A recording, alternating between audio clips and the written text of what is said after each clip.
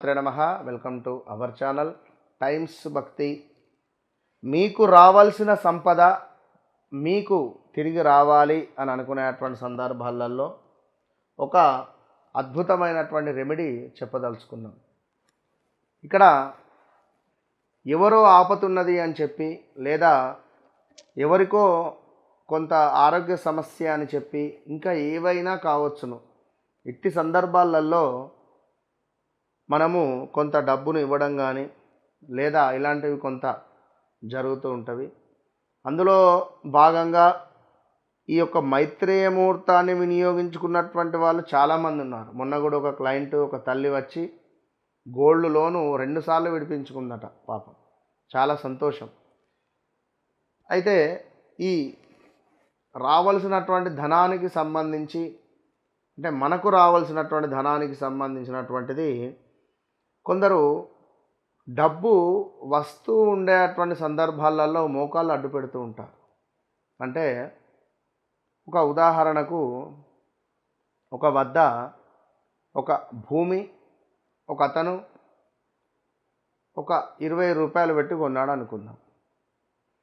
దానిని అతను 21కో 22కో 23కో 24కో 25కో 30 రూపాయలకు అమ్ముకోవాలని చూస్తాడు. చూస్తూ ఓ 22కో 23కో బేరమైంది అనుకుందాం. ఇట్టి సందర్భాలలో ఆ భూమి పక్కవాడో లేదా వీడంటే గిట్టని వాళ్ళో ఆ భూమి కొనుగోలు చేసేటువంటి వ్యక్తులకు ఫోన్ చేసో లేదో కబురు చెప్పడం జరుగుతుంది.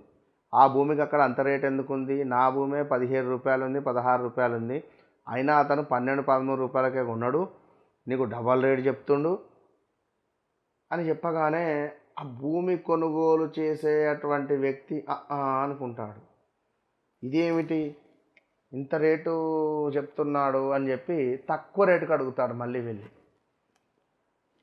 వాడు కంగు తింటాడు. అరే నేను పలానా వాళ్ళకు డబ్బులు ఇస్తా అని చెప్తిని, నువ్వు ల్యాండ్ కొంటా అని చెప్పి అనుకుంటువి, మరి ఇది ఈ సందర్భాలలో ఇట్లా అంటున్నావు ఏంటంటే లేదు లేదు లేదు లేదు నాకు నువ్వు 16 రూపాయలకే ఇవ్వని చెప్తాడు. దీనికి ఈ కర్మ ఎవరు అనుభవించాల్సి వస్తుంది పాపం. అంటే ఇలాంటి వారు చాలామంది ఉన్నారు ఈ యొక్క కలియుగంలో. అదేవిధంగా ఇంకను అపార్ట్మెంట్ విషయంలో కానీ అదేవిధంగా అంటే కొన్ని సంబంధాలు పెళ్లి సంబంధాలు కూడా చెడగొట్టేటువంటి వారు ఉన్నారు.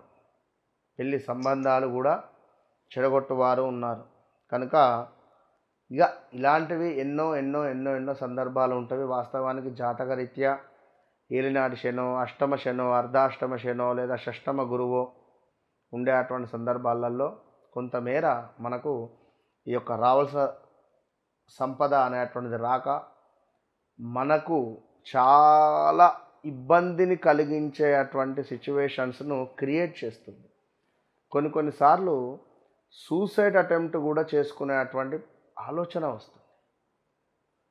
కనుక ఈ సందర్భాలలో తప్పకుండా ఓం శివ శివ శక్తి మహాశక్తి మహేశ్వర శక్తి నషి మిషి హుం అనే మంత్రము, ఓం శివ శివ శక్తి మహిశక్తి మహేశ్వర శక్తి నషి మిషి హోం,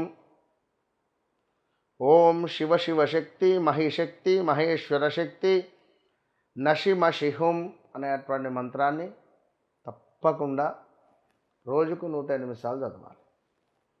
ఇది క్రోధ బీజం.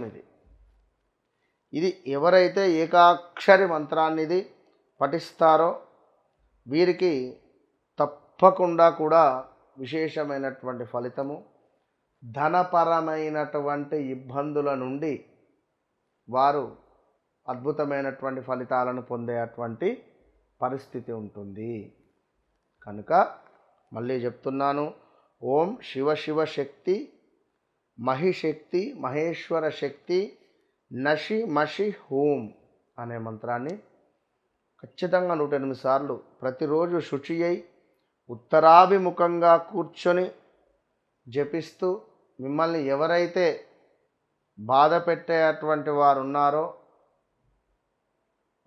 మిమ్ము బాధ పెట్టేటువంటి వారు, అదేవిధంగా సుఖాలకి శాంతికి మీరు ఏదైతే కోరుకునే నాకు ఈ పని అయితే సంతోషంగా ఉంటుంది, నాకు ఈ కోరిక నెరవేరితే బాగుంటుంది అని మీ సుఖాలకి మీ కోరికలకి ఎవరైతే అడ్డు వస్తూ ఉన్నాడో వాడు దూరం అయ్యేటువంటి పరిస్థితి ఉంటుంది.